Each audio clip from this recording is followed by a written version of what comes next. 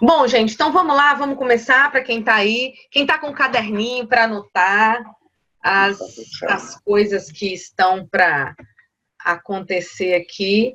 Eu acredito, eu tenho esse entendimento de que nós, e quando eu falo nós é porque toda vez que eu dou uma aula, eu também aprendo e também cresço ainda mais.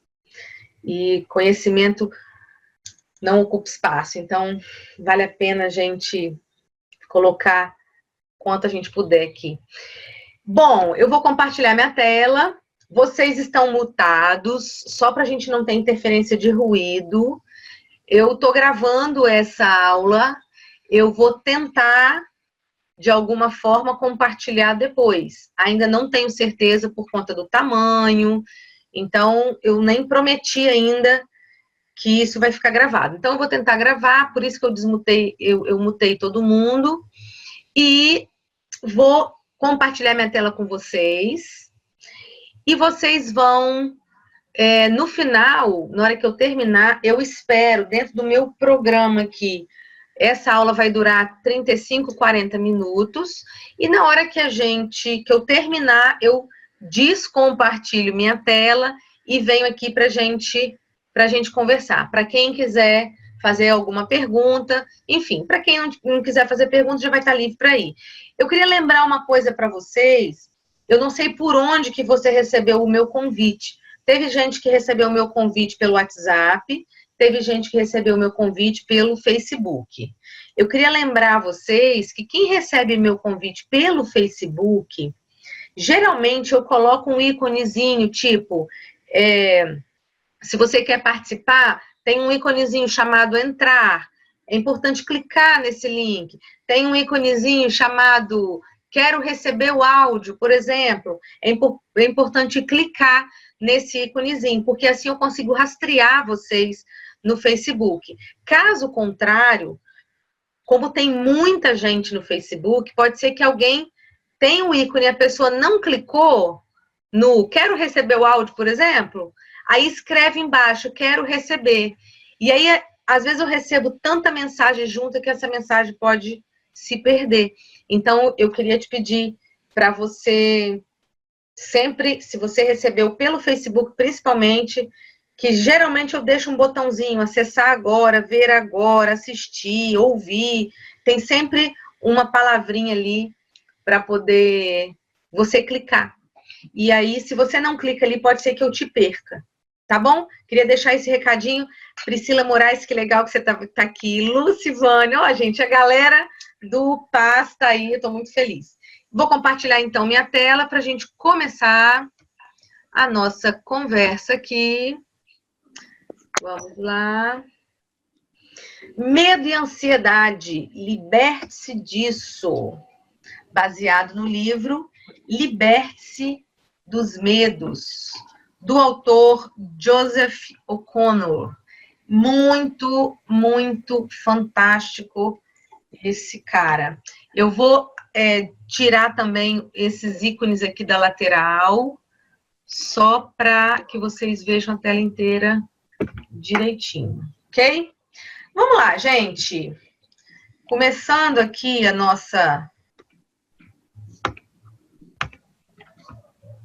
Começando aqui a nossa aula, a gente vai iniciar aqui com o que é medo. Por que a gente está falando que o medo, ele está ligado de alguma forma à ansiedade?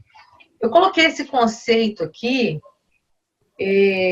só para a gente poder pensar sobre ele, é uma forma resumida, né? De dizer para você o que é medo. Medo é uma emoção básica, uma sensação desconfortável que surge quando a gente pensa em estar em perigo. Quando a gente imagina estar em perigo, a gente vai ter essa sensação desconfortável. O que acontece? O sentimento surge de um processo corporal que é detonado por algo que vemos, ouvimos, sentimos, tocamos, provamos ou aspiramos. É isso que está escrito aí, né? Eu quero dizer para você que medo, ele paralisa a gente, ele ele deixa a gente com o frio no estômago, ele deixa a gente sem chão. Mas eu queria lembrar que essas visões, sons, sentimentos, elas podem se originar do mundo externo, daquilo que acontece lá fora, mas também da nossa imaginação. E geralmente é o que a gente viu, ouviu, sentiu e que, na verdade, a gente vai processar internamente. É impressionante o poder, o potencial que tem a nossa cabeça, a nossa mente. E aí a gente vai entendendo que qualquer que seja a origem, o medo não é algo que temos, mas que fazemos.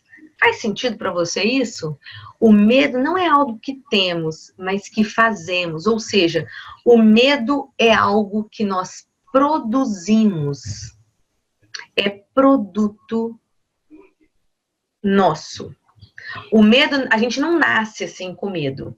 A gente, a partir daquilo que a gente vai ouvindo, sentindo, provando, aspirando, percebendo, a gente vai dando corpo a esse medo. Ele precisa, o medo é uma reação, precisa acontecer algo para que a gente sinta medo. Afinal das contas é isso. E aí, eu separei para vocês aqui 9 leis. As 9 leis do medo. Muito legal que as 9 leis do medo, são leis do medo, para a gente poder entender especificamente como é que funciona, como é que a gente elabora as questões relacionadas ao medo. E aí, nós vamos falar das 9 leis, porém, nessa aula de hoje, nós vamos falar de 5 leis. A 6ª, 7ª, 8ª e 9ª, nós vamos falar nas próximas aulas, e lá no final eu vou deixar marcadinho para você as datas, que será 24 de junho, que é a próxima segunda, e 27 de junho, que é a próxima quinta. Então, resumindo esse trabalho, a gente vai entender quais são as 9 leis do medo, para que a gente se liberte do medo e da ansiedade, principalmente do medo. E a gente se libertando do medo, a gente vai conseguir colocar uma rédea aí na nossa ansiedade. Ok? Bora lá. As 9 leis do medo. Primeira lei. O medo é a emoção humana básica que evolui para nos proteger. Quando a gente fala que ela evolui para nos proteger, na verdade, a primeira coisa que vem à mente assim, é proteger de quê, né? Só que se não fosse o medo, a gente chegaria na ponta de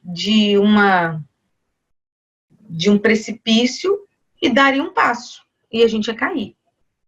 Então, o medo, ele é uma emoção que foi nos dada para poder, principalmente, salvar a nossa vida.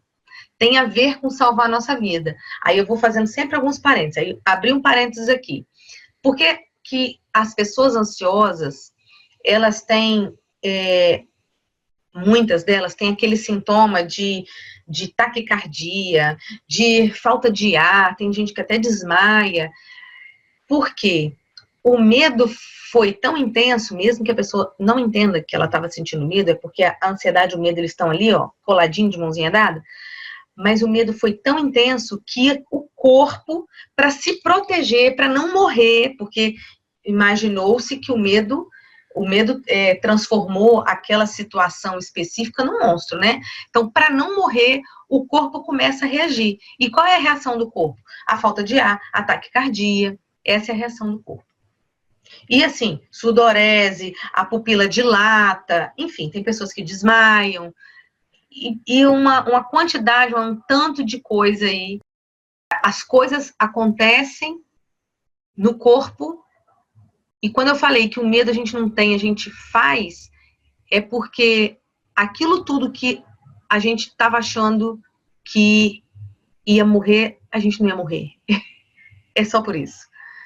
A maioria das vezes, que a gente imagina numa crise de ansiedade, que vai cair duro lá atrás e vai morrer, a gente vai, a partir de hoje, você vai começar a entender o que de fato é medo, o que de fato é real, para que a gente comece a entender aí que o quanto a nossa mente cria, o quanto a nossa mente criativa, ela viaja, e aí a gente vai poder, a partir daí, dar um freio nisso. Acho que a palavra é essa, eu gosto dessa palavra, dar um freio nisso. Eu quero dar para vocês aqui 3 exemplos. Antes de eu falar do exemplo, deixa eu abrir logo aqui a segunda lei, que o medo é a reação a uma mistura de um fato externo real, ou gatilho, com o significado que formamos em nossa imaginação. O que é o significado que formamos na nossa imaginação? Tem alguém que chegou aí, tá? Está... Som, peraí. Bom, gente, eu mutei todo mundo, não sei por que aconteceu assim. Vamos lá. Tem uns que eu não sei por que não dá para mutar. A Priscila tá desmutada, eu acho. Ela, para mim, não aparece. Galera, todo mundo que puder, já coloca o microfonezinho sem o áudio, que só vai tirar o som de vocês, não tira o meu, tá? Pode ficar tranquilo que quando vocês fizerem isso, não tira, ó. Lamenta ter deixado a escola para trabalhar. Porque aí tem alguém com um som, acho que aqui, Rosângela. Se for este ano. Porque aí esse som que aparece lá acaba interferindo aqui na nossa gravação. Bom, dando continuidade, o medo é reação a uma mistura de fato externo, real ou gatilho com o significado que formamos em nossa imaginação. Ou seja, o fato pode ser verdadeiro, aquilo pode realmente ter acontecido, mas dentro da nossa imaginação a gente deu um significado diferente. Vou dar um exemplo, eu separei 3 exemplos aqui. Vou primeiro dar os exemplos daqui do livro, depois eu dou exemplos meus aqui. Vamos lá. Ainda tem alguns barulhinhos e eu não sei o que fazer.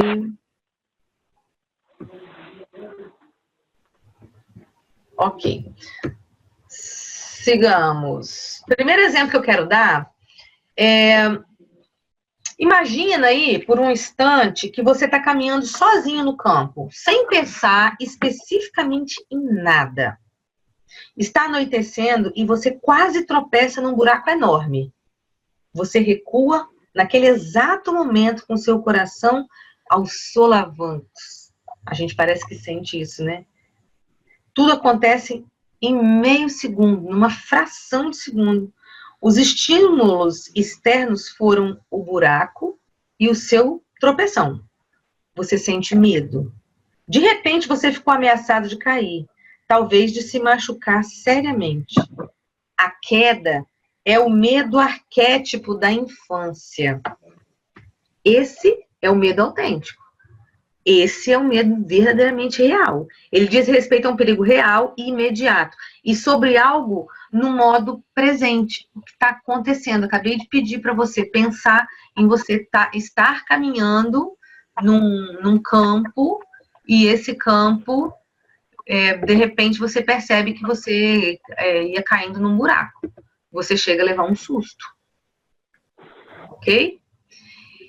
E aí, a partir daí, eu posso dizer que o medo, ele é extremamente útil, porque ele poupa você de um perigo e de possíveis ferimentos.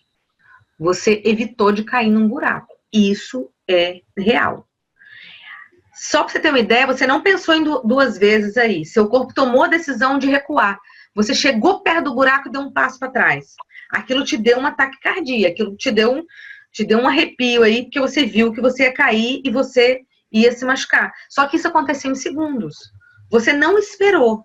Você simplesmente deu um passo para trás, não pensou se, nesse momento, você não parou ali diante de falar, dou um passo ou não dou? Faço ou não faço? Isso foi um instinto. Então, eu queria que você guardasse essa palavra aí, instinto.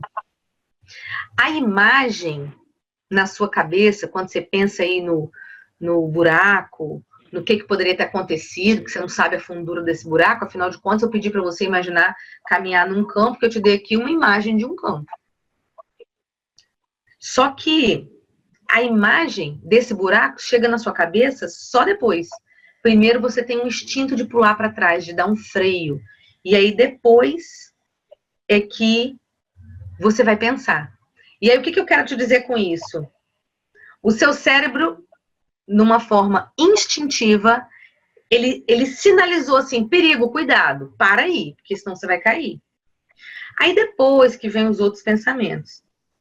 Talvez você resolva prestar mais atenção nos lugares por onde anda quando caminhar no escuro em local desconhecido, por exemplo. Então você pode ficar com raiva que alguém deixou aquele buraco perigoso ali e alguém podia ter se machucado. Esses são pensamentos que vêm depois. Porém, é para você pensar que a partir desse momento, disso que aconteceu, essa percepção que agora você teve, aí você pode entender que esse aí é um momento, é uma percepção de um medo verdadeiramente real. Isso é um medo real. É assim que o corpo reage. O corpo, quando ele percebe que tem um perigo verdadeiro, ele te freia e não te deixa pensar. Ele não te deixa dar o passo. Ele não te deixa cair. A menos que seja, de fato, um acidente, né? Você chegou num lugar onde você já não equilibrava mais. Mas o instinto do medo é te fazer jogar para trás. Por isso que a gente tem um sobressalto, por isso que a gente tem aquele coração palpitante, que você dá um pulo para trás. É o seu corpo dizendo, cuidado, perigo, eu preciso salvar você. E é isso que acontece. Eu separei aqui também um outro exemplo. Deixa eu achar aqui. Olha que exemplo legal. Um gerente júnior trabalha em sua empresa há 1 ano e decide que necessita de um aumento de salário. Seu trabalho tem sido bom. Sua mulher está grávida.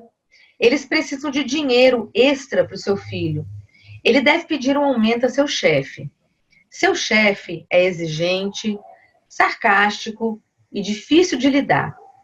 Também é conhecido por ser antipático a pedidos de aumento de salário e pode ser bastante desagradável se ele não gostar de você. Nosso gerente júnior aqui, da história que eu estou te contando, sabe disso e está assustado. Ele tem medo de ser rejeitado, medo de que gritem com ele, ele tem medo de não receber o aumento. Nada disso aconteceu ainda, mas a sua imaginação torna todas essas questões reais. Todo mundo, eu não sei se todos que estão aqui experimentam de ansiedade, mas todos que experimentam de ansiedade vivem exatamente isso. A maioria das vezes.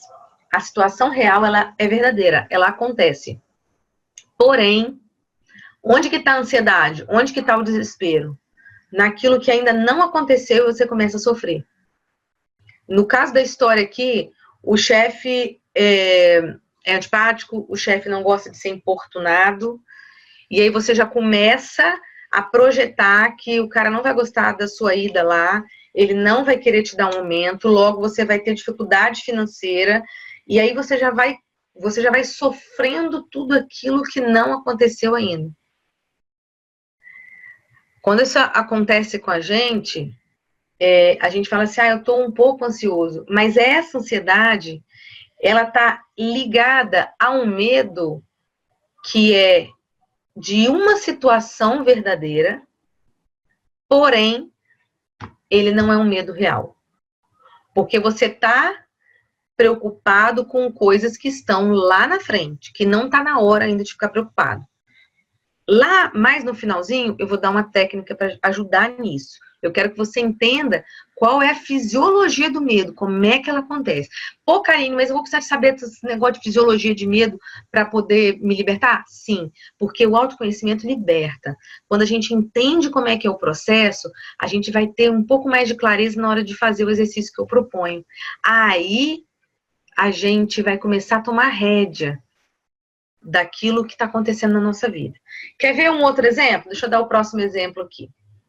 Espera aí, o próximo exemplo é do Indiana Jones. Já coloquei aqui. Como é que é o Indiana Jones, gente? Vamos lá. Indiana Jones aí que eu coloquei, eu fui fã dele no passado. Um homem com fobia de cobra vai ao cinema assistir Indiana Jones, Os Caçadores da Arca Perdida. Ele está gostando imensamente do filme, com exceção da cena em que Indiana Jones teve uma cobra como companheira indesejável de voo no início do filme. Eu não achei essa cena, gente, coloquei esse chicote aqui para poder se assemelhar à cobra. Até que o Indiana Jones, ele é preso num buraco com um monte de cobra venenosa. Essa cena eu me lembro bem, inclusive. Ele, então, se sente mal. A pessoa, né, que está lá, o homem que tem fobia à cobra.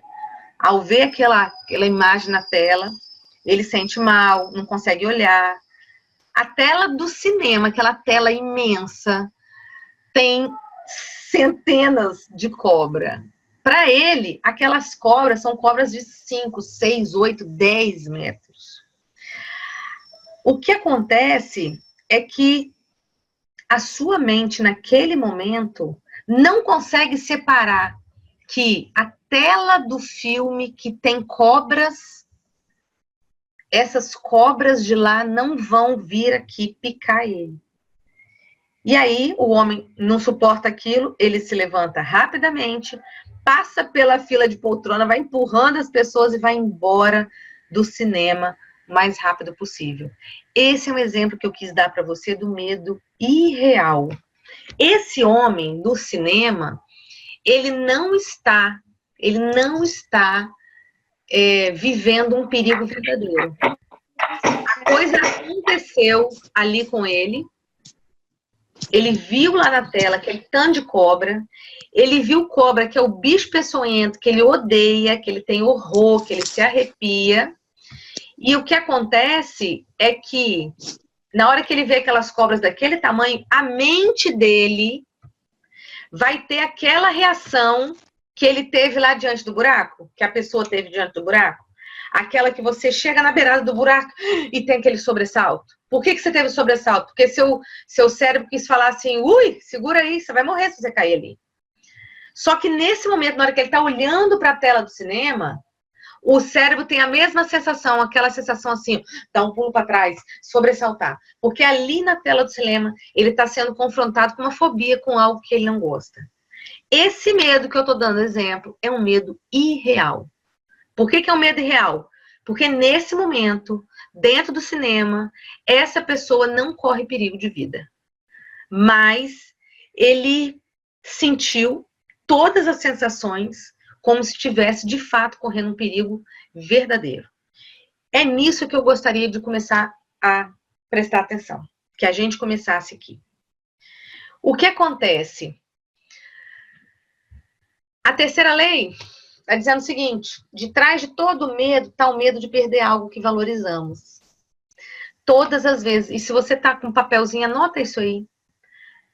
Atrás de todo medo, ele está o medo de perder alguma coisa que a gente valoriza.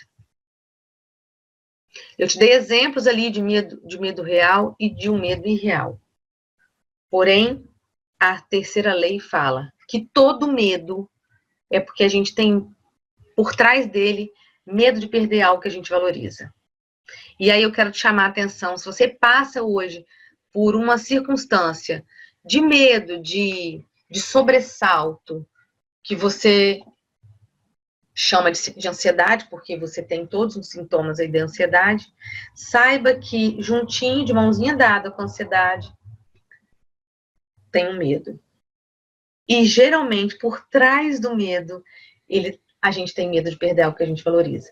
Às vezes nós estamos com medo, nós estamos passando por essa ansiedade depois, que eu vou dar um exemplo aqui, depois que o filho nasceu. Por que a pessoa passa por esse medo depois que um filho nasce?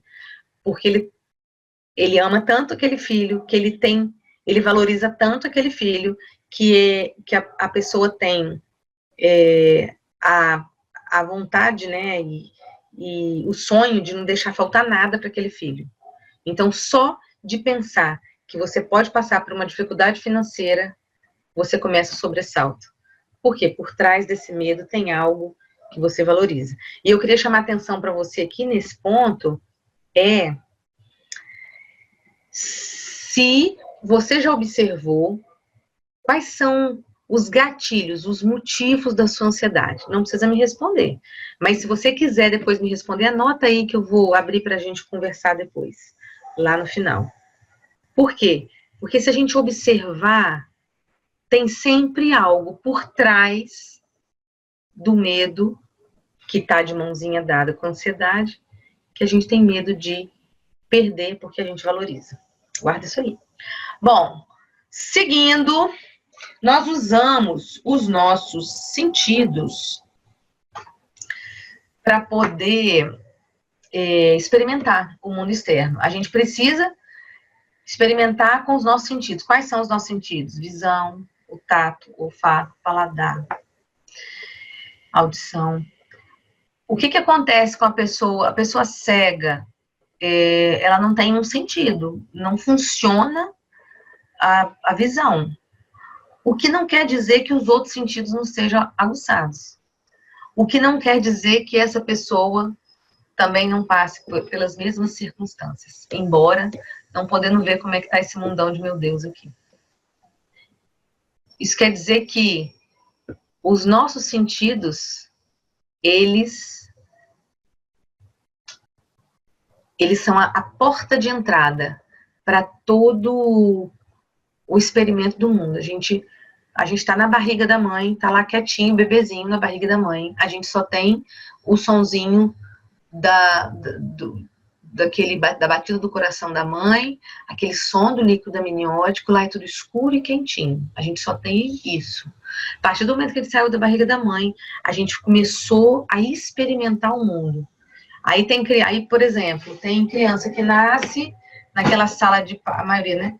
A grande maioria, naquela sala de parto com aquela iluminação absurda em cima. Então, a primeira coisa que a criança vê é aquela luz, aquele tanto de luz. E sente frio, porque na barriga é quentinho, enfim. A partir daí que nós estamos experimentando o mundo. E da mesma forma que a gente usa os nossos sentidos para experimentar o mundo externo, a gente também usa esses nossos sentidos.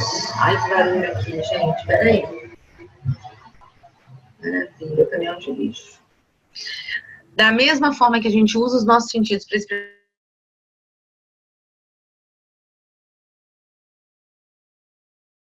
o medo. Aí a gente vai vendo imagens mentais, a gente vai enxergando na cabeça. A gente enxerga na cabeça as imagens mentais. A gente ouve sons e vozes na nossa mente. Eu não estou falando que a gente está ouvindo voz, que é poltergeist, não é isso não. Eu estou dizendo que essas imagens, esses sons que a gente ouve, se você fechar os olhos e lembrar de como a sua mãe te chamava, o seu pai te chamava, uma professora te chamava, é capaz de você lembrar da tonalidade da voz como se ela estivesse gritando aqui perto de você. Se você parar para fazer esse exercício, você vai ver. Como que o filho te chama, é impressionante. Nós temos, do mesmo jeito que a gente experimentou o mundo externo, a gente experimenta internamente, nós também temos esse experimento, né, interno. E aí, a partir disso, eu falei da voz do pai, da voz da mãe. Vou te dar um exemplo meu. A minha mãe, ela só me chamava, meu apelido de criança era Nini. Então, minha mãe só me chamava de Nini. Nini pra lá, Nini pra cá.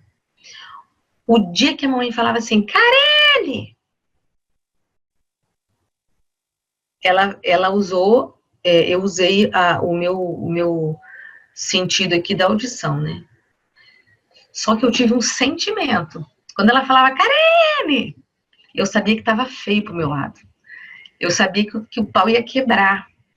Então, quando eu ouvia a voz da minha mãe, estava associado, eu criava um sentimento. Meu sentimento era de medo, porque eu sabia, ó, que o pau ia comer. Porque ela só me chamava de Nini. No dia que ela me chamava de Karine, estava feio do meu lado. E é impressionante como é que a nossa mente vai associando. Ela associa a voz à sensação. E aí, quando eu lembro, quando eu tô aqui falando para vocês, da voz da minha mãe me gritando, eu tenho uma sensação de arrepio, assim. E olha que eu já tenho 45 anos.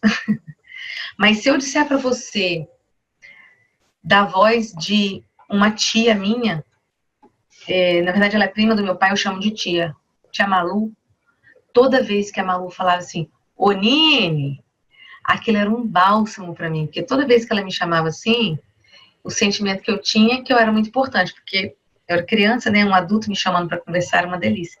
Viu como é que a gente guarda? Eu usei o mesmo sentido. Duas pessoas diferentes, dois sentimentos diferentes.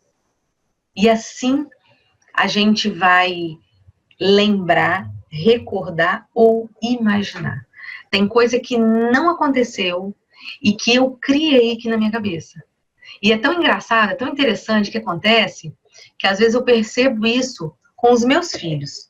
Os meus filhos, às vezes, eles começam a me contar uma história, lembrando histórias do passado, e o interessante é que eles começam a lembrar de uma história, eu olho para a cara do meu marido e falo, gente, isso não aconteceu. Caraca, isso não aconteceu.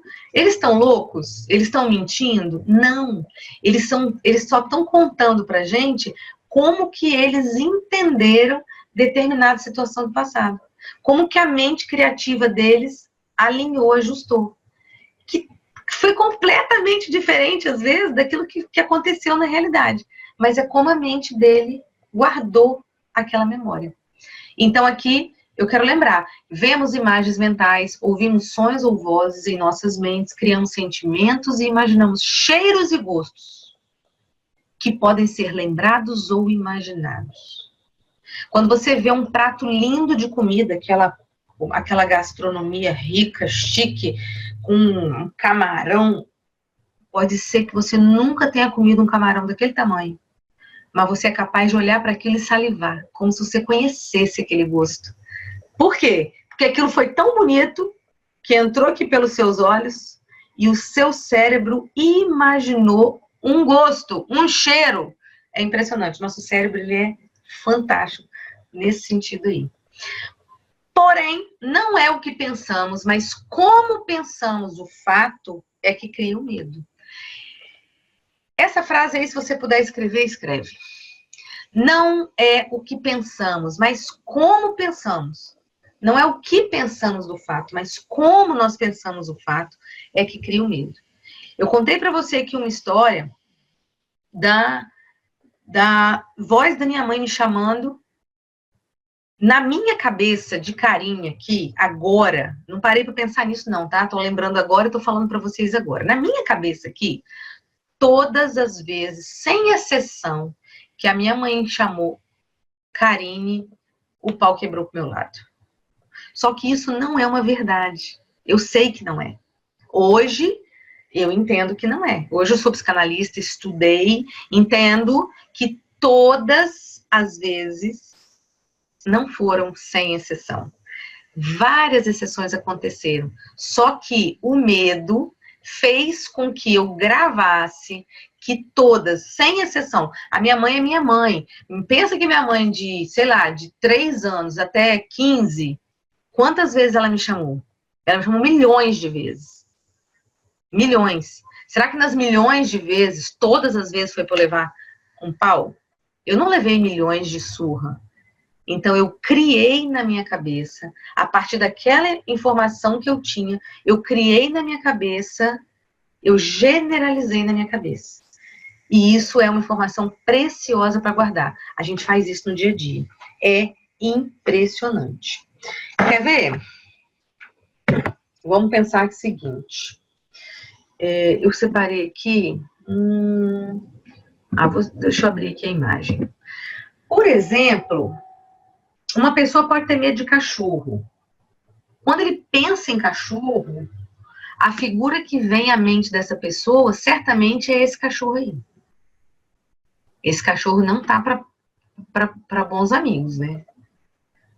O cachorro, ele tá assim, querendo morder, querendo pegar na perna da pessoa. É assim que ele imagina. Ela não consegue imaginar um cachorrinho, um poodlezinho. Ela não consegue imaginar. Outra coisa, essa imagem mental aí que ela guardou, igual o exemplo que eu estou te dando aqui da minha mãe me gritando, mas essa imagem mental, ela certamente, todos os cachorros da vida, do mundo, certamente, aliás, com toda certeza, todos os cachorros do mundo que ele viu não estavam todos assim, nervosos. Ele viu poodle, ele viu pinche, ele viu... Como é que é o nome daquele outro bonitinho que eu gosto? Não vou lembrar o nome. Lhasa, enfim. Só que na cabeça dele, quando ele pensa em cachorro, a palavra cachorro vem na mente dele, um pastor alemão com os dentes prontos para morder ele. Da mesma forma, como essa figura que eu separei aí, essa é uma ponte, eu acho que isso é no Japão, na China, sei lá. A pessoa quis atravessar a ponte, mas ela estagnou, ela agarrou ali. E ela não consegue sair dali. Ela tem a impressão de que quando ela estiver de frente para uma altura, ou num prédio muito alto, ou num lugar desse, enfim, ela vai estagnar. Isso pode ter acontecido, mas a imagem que ela guarda é que todas as vezes foi assim. A mesma coisa acontece com a pessoa com medo do elevador, por exemplo. Pode ser que a pessoa nunca tenha ficado presa na vida. E aí ela guarda um medo, porque ela tem o receio de um dia ficar presa. Ela guarda para si aquela imagem, né, dela presa no elevador, ela morrendo, ela ficando sem ar, enfim. E é isso que fica agarrado aí na mente. É impressionante como a nossa mente é criativa. Meu Deus. Bom, dando sequência aqui, a gente vai pensar nessa frase aqui, ó. O medo irreal, as preocupações e a ansiedade são criadas pela forma que pensamos, não sobre o que pensamos. Então, essa terceira lei aí, ela foi para falar isso, assim, que a gente dá significados para as coisas que a gente vê. Essa é a questão. Vamos seguindo, e eu quero falar para você sobre a fisiologia do medo. Essa parte é um pouquinho mais teórica, mas ela é deliciosa, que o ser humano, ele tem duas questões, geralmente a reação diante de uma ação. A pessoa tem duas questões para acontecer, ou ela vai lutar, ou ela vai fugir. Numa pesquisa recente, na Universidade de Michigan, foi dito que 87% do ser humano, na pesquisa, né, das pessoas pesquisadas, 87% elas tendem a fugir. E aí, os pesquisadores vão dizendo o seguinte, que no passado, o ser humano, ele era um pouco mais resistente aos problemas. Na verdade, eu entendo que, com o advento da internet, a gente começou a ver tudo muito próximo a nós. Parece, as coisas aconteceram, aquele tsunami, por exemplo, que aconteceu lá na Ásia, ele foi televisionado, sei lá, 20 minutos depois que ele tinha começado. O mundo inteiro estava vendo o que estava acontecendo. Quem mora perto de litoral, eu moro no litoral. As pessoas aqui ficaram, o negócio aconteceu lá na Ásia, não sei nem dizer quantos mil quilômetros que eu tô da Ásia, mas as pessoas daqui começaram, e teve muita reportagem sobre isso na época, as pessoas começaram a olhar para a água da praia, para ver se a água não estava dando aquela puxada para criar onda, olha só. Então eu entendo que esse medo, esse fugir, tem a ver com o medo da quantidade de informação que as pessoas têm recebido. Enfim, no passado, as pessoas, a gente não tem eu não tenho essa estatística, mas no passado, certamente, as pessoas lutavam mais. Hoje, as pessoas estão tendo uma tendência grande a fugir. E aí, o que acontece? Eu não vou me delongar nessa parte técnica, mas tem algo assim, o hipotálamo, que é no nosso cérebro, ele dispara a glândula pituitária do cérebro para produzir as substâncias que disparam duas glândulas suprarrenais, situadas ali nos rins. As glândulas suprarrenais segregam diversos hormônios, principalmente a adrenalina, noradrenalina e o cortisol. A adrenalina produz a familiar agitação na boca do estômago e outras mudanças que vão acontecendo. O cortisol, ele é puramente o hormônio de estresse. Tudo isso te causa irritação. A noradrenalina faz você sair de si. A noradrenalina faz você lutar. Partir para porrada, né? Vamos dizer assim. Tudo isso porque essas reações que o corpo entendeu que você está em perigo, esse desconforto, esse frio na barriga, o que acontece? O cérebro manda uma mensagem ali para os olhos, para dilatar a pupila, para que a gente enxergue melhor. O pelo do nosso corpo começa a arrepiar, por isso que a gente tem os arrepios, a gente vai sentindo isso, né? E a respiração, ela começa a ficar mais ofegante, porque ela vai ficando muito rapidinha, e aí o batimento cardíaco acelera e a respiração ficando cada vez mais ofegante, ela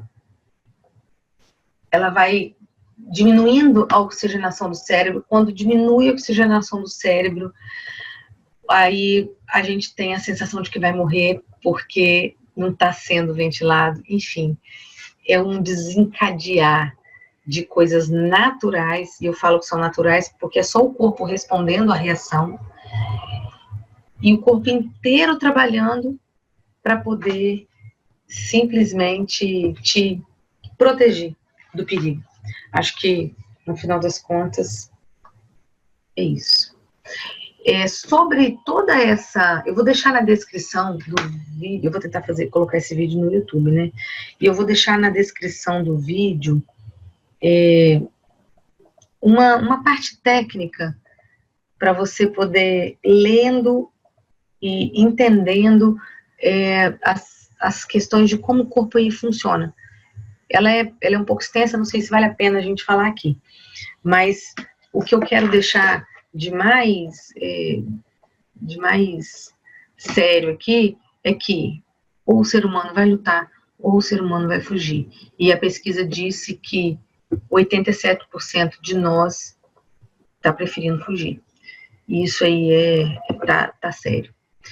Dando continuidade aqui, a quarta lei vai dizer que existe 2 tipos de medo, o irreal e o autêntico. Essa é a quarta lei. Eu já falei um pouquinho aí do medo autêntico e do medo irreal, mas eu vou aprofundar só um pouquinho aqui.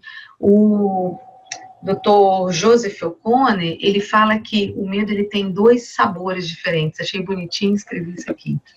O medo irreal e o medo autêntico. O medo irreal é o seguinte: a sua mente criativa começa a produzir situações assustadoras que não aconteceram e provavelmente não acontecerão. De exemplos que eu te dei aí para trás. Alguém abriu o som aqui. Deixa eu só ver quem mais aqui.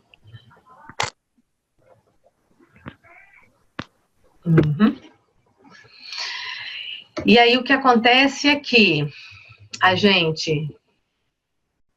a nossa mente cria a situação assustadora e esse é o medo irreal. Então já começa a pensar aí, enquanto estou falando sobre isso,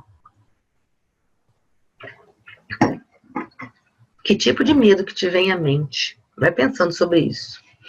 E o medo autêntico é aquela emoção protetora e sempre tem a ver com uma reação ao perigo no momento que está acontecendo ali. O medo autêntico nunca vai ser do futuro. Não existe medo autêntico no futuro. O medo autêntico, ele é das questões que aparecem na hora. Por exemplo, uma barata, ele é um medo autêntico. Porque na minha cabeça, eu acho, uma criança, né? Eu acho que aquele bicho vai me morder e vai tirar um pedaço de mim. Quando eu fiquei adulta, eu percebi que a barata, ela não tem esse poder de tirar um pedaço da minha perna. E aí, ele vira um medo irreal. Porque essa barata, ela não vai crescer, ela não vai me bater. Eu tenho gravado na minha cabeça aquele medo de real, autêntico, de quando eu era criança. Mas quando eu cresço, ele vira um medo irreal, porque ela não corre mais perigo, né? Mas aqui a gente fala também, é bom a gente lembrar do medo traiçoeiro, que é a ansiedade flutuante. Tem hora que tem medo, tem hora que não tem hora que a gente percebe, tem hora que não percebe. E é por isso que eu acabei de falar, né? O mundo se tornou um lugar super perigoso, o perigo está cada vez mais perto de casa.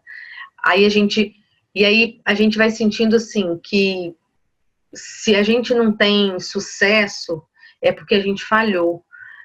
A gente acaba, o que está acontecendo muito na rede social hoje, todo mundo tem postado vidas incríveis. As pessoas falam, nossa, Karine, todo mundo é rico, viaja para todo lugar, todo mundo é lindo, todo mundo é maquiado. Não é. As pessoas, e eu insisto nisso aí nos meus stories, as pessoas, cada um tem a sua luta. O problema é que hoje a gente está vendo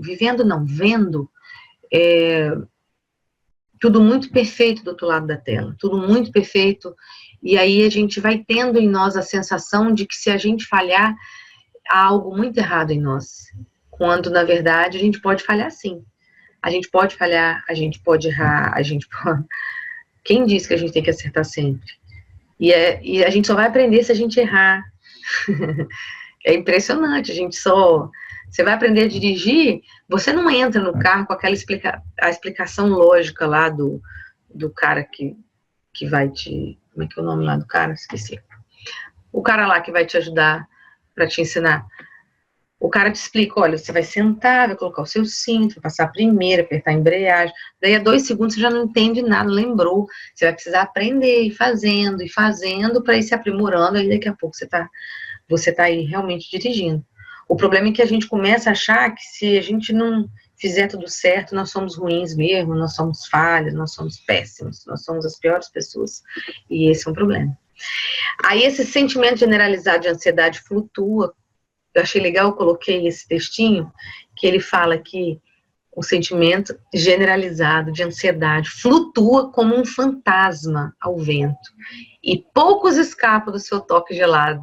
Quando eu li isso, parecia que eu estava sentindo toque gelado, um fantasma voando aí. Mas é isso, o que a gente chama de medo social.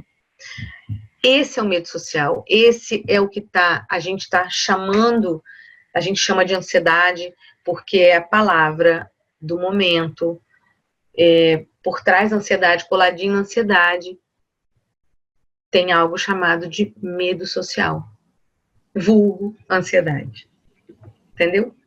E aí é hora que eu convido você a começar a distinguir o que é real, o que é autêntico. A partir desse entendimento, você vai começar a questionar os seus pensamentos, questionar aquilo que te vem à mente. Tem alguns medos que você precisa olhar para ele e rir dele. Hoje, eu, Karine, eu não gosto de barata. Mas eu preciso rir desse medo. Porque não é possível eu achar que uma barata vai me comer, vai me levar embora desse planeta. Eu preciso rir desse medo. Agora, tem alguns medos que a gente precisa ignorar. A gente tem que começar a aprender a ignorar. Não são os medos verdadeiros que a gente ignora. A gente está hoje com medo que no próximo mês eu seja mandado embora do emprego. Ignora. Não é um medo real, é um medo criado. Ignora esse medo. Deixa chegar mais para frente. Ao invés de alimentar isso na cabeça, começa a se dedicar mais ao seu emprego, a se dedicar àquilo que você eventualmente aí parece que deu um medinho, né? Então, alguns medos, eles merecem ser ignorados. Por isso que eu vou voltar aqui, você precisa distinguir. Para você distinguir, você precisa ficar levantando aí na mente. Quais são, o que me tira a paz? O que eu me sinto sobressaltada? Anota, coloca aí no papel, vai anotando. Porque uns você pode rir dele, outros você pode ignorar. Na quinta lei, esse aqui é muito legal, eu gosto de falar sobre ela, a sensação de medo é sempre real, não importa o que provoca. Então, se tem alguém ao seu lado que tem muito medo de algo, o que a pessoa sente é verdade. É verdade, sente tudo aquilo. Ela tem a sensação, você pode estar segurando um cachorrinho pincher daqueles pequenininhos. E cachorrinho pincher não é um bom exemplo, porque eles são muito raivosinhos, eles ficam... Mas aquele chihuahua, aquele pequenininho mesmo, o bichinho fica sempre com a orelhinha lá, com um lacinho. Você pode chegar para a pessoa do seu lado e falar assim, toma aqui, olha aqui, não precisa ter medo.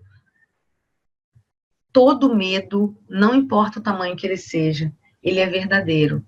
Então a pessoa, se você brincar com isso, a pessoa à sua frente pode desmaiar. Porque o sistema dela pode apagar ela, porque está protegendo ela. Nós estamos entendendo isso aqui. Então, essa quinta lei, eu costumo dizer que é a lei do respeito. Alguns medos merecem... Opa! O que aconteceu aqui? Eu não sei o que acontece, tem uns que abrem aqui, enfim. Mas, enfim. Essa lei, essa quinta lei fala do respeito, porque da mesma forma que a gente passa por isso, tem muita gente à nossa volta que passa. Eu te diria que a maioria das pessoas à nossa volta passa. Então, a gente precisa observar. Se o medo que está batendo em você tem a ver com você está dirigindo e começa a sentir um medo específico, respeita esse medo. Porque às vezes essa direção, esse ato de dirigir está despertando em você um medo irreal, porém um medo autêntico. Ele está querendo proteger sua vida, dizendo, olha, para o carro, porque senão você vai acabar sofrendo um acidente mesmo. Então, a gente precisa observar quais são os medos que tem nos sondado, nos rodado aí. Para vocês salvarem aí, eu coloquei aqui porque eu falei hoje até a quinta lei, depois eu vou falar segunda, segunda e quinta, vou falar da sexta, sétima, oitava e nona, segunda é dia 24, quinta é dia 27, onde eu vou terminar essa série para depois colocar ela no YouTube. E aí eu queria praticar com vocês. Nós já estamos chegando ao fim, mais 5, 6 minutinhos e eu termino. O que é? A gente precisa controlar, entender como é que a gente faz para controlar o medo. Então, a primeira coisa, se você quiser fotografar essa tela, fotografe essa tela, que é para você guardar mesmo isso aí. Primeira coisa, primeira técnica para a gente controlar o medo, primeira delas é controlando o sentimento. E controlar o sentimento é perceber-se no lugar onde você vai estar. Senta numa cadeira, relaxa seu corpo, relaxa os músculos da testa e nuca. Inspire e respire profundamente e lentamente. E agora, tenta sentir o medo. Nesse momento, você observa se você consegue sentir o medo.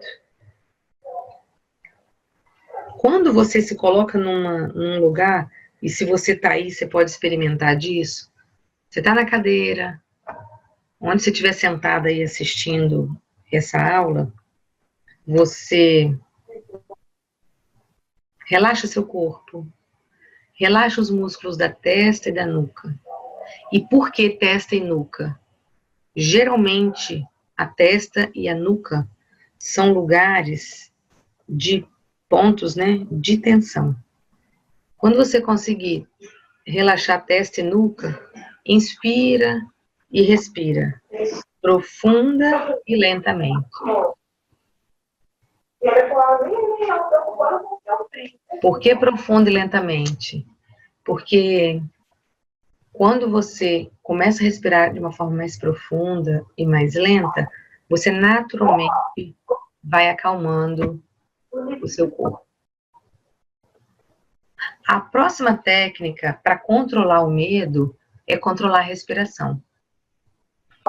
E aí, o que eu geralmente peço? Para você inspirar contando até 5, segurar o ar por 4 segundos e expirar contando até 10. Você vai ver que o expirar é o dobro do inspirar. Então, nada mais é do que isso, ó.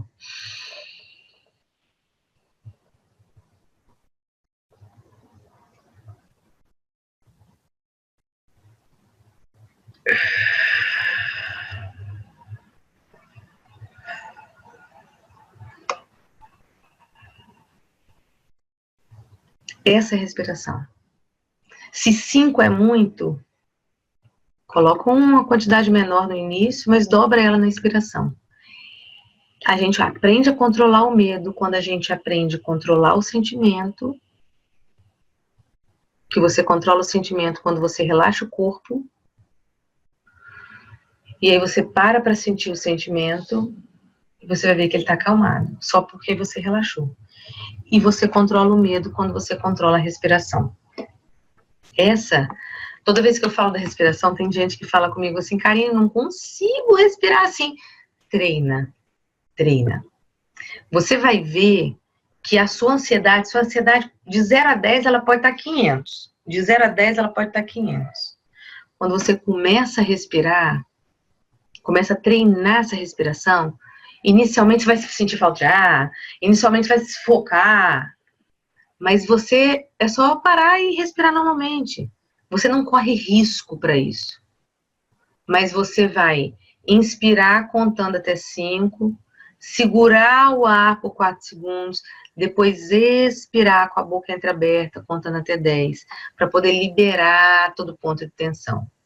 Quando você começar a aprender a controlar a respiração, você vai estar controlando o medo. E também através do relaxamento, o relaxamento, eu vou deixar, eu quero deixar depois na descrição do link algumas sugestões para vocês, de música. Mas o ideal é que o relaxamento, você coloque uma música tranquila e gaste um tempinho ali para relaxar. Nossa, mas eu não consigo relaxar. Faz o exercício para relaxar, que você vai conseguir também colocar rédea no seu medo, colocar rédea na sua ansiedade. O que precisa prestar atenção no relaxamento? Você pode fotografar também essa tela aí. Preste atenção especial na testa, no pescoço e nos ombros. E aí, a partir daí, por que testa, pescoço e ombro? Porque essa região nossa é de muita tensão. Então, a testa, O que você faz com a testa? Você pega na testa, ó, e você massageia a testa. A testa que não tem músculo para você pegar no músculo, mas só o fato de você massagear os pontos aqui da testa, você começa a trazer o relaxamento. E aí depois você vem para o pescoço, dá uma relaxada aqui no pescoço e observa se seus ombros não estão muito assim presos em cima e sente relaxar o ombro. Quando você começa a observar que você relaxou aqui, ó, bochecha, ombro, parece que o relaxamento vai acontecer, e está acontecendo.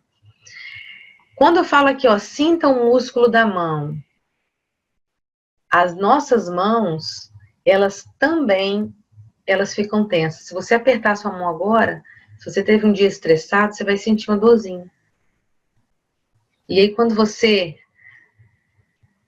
aperta suas mãos, relaxa aqui, vai vendo cada musculatura aqui da sua mão, você está promovendo relaxamento. E você está liberando pontos de tensão aqui, nas mãos.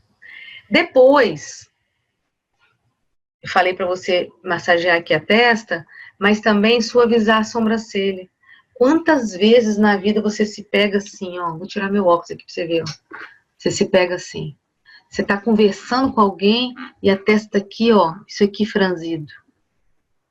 E com o passar do tempo, a gente vai envelhecendo, vai criando aquele vinco aqui. O vinco vai criando de tanto que a gente está assim, ó, tensionado, tudo tensionado. E na realidade, quando a gente quer promover o relaxamento, vou massagear aqui a sobrancelha, massagear aqui no meio, para a gente começar a sentir o corpo relaxar.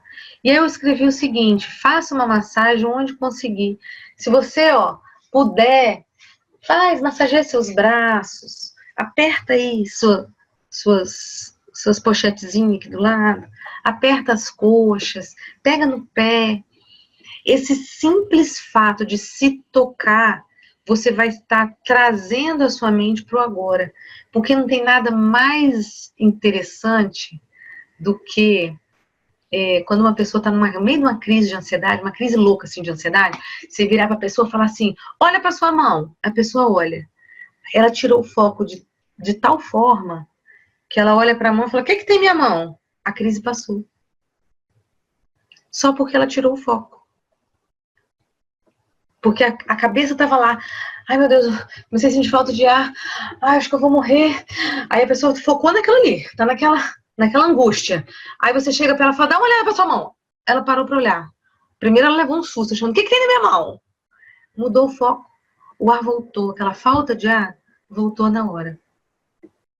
Isso tudo é pra gente entender que estar presente, a gente traz a nossa mente que tá lá, voando, devaneando, a gente traz pro agora. Então, o que a gente precisa para controlar? Iniciar esse controle do medo e da ansiedade. Controlar o sentimento, que é parar, dar uma relaxada e perceber como que é a sensação que eu estou sentindo. Se você estiver triste, você observa a tristeza. Por que eu estou triste? Controlar o sentimento é você conseguir entender o que você está sentindo. Deixar a cabeça parar. Porque às vezes a gente está com a cabeça tão cheia que a gente não descansa. Controlar a respiração, que é um antídoto para acabar com a ansiedade. E controlar também através do relaxamento. Relaxando tudo que você puder. E aí, se você tiver a possibilidade de fazer uma massagem relaxante, ia ser mais bonito ainda. Só que a gente não tem tempo para fazer massagem relaxante toda semana, né? Mas seria o ideal. E é isso que eu queria deixar para vocês aqui. Experimenta quando você estiver muito estressado, dá uma passada assim no pescoço, dá uma rodada aí na cabeça, que os pontos de tensão que vão sendo aliviados, eles vão liberar em muito aí a ansiedade. Bom, gente, eu acho que é isso. Eu creio que eu não esqueci de nada. Nós falamos aqui das 5 leis. Na próxima semana Eu vou falar da Lei 6.789. E muito obrigada para quem ficou aqui até agora. E aí eu vou abrir para gente, se alguém tiver pergunta. Quem não puder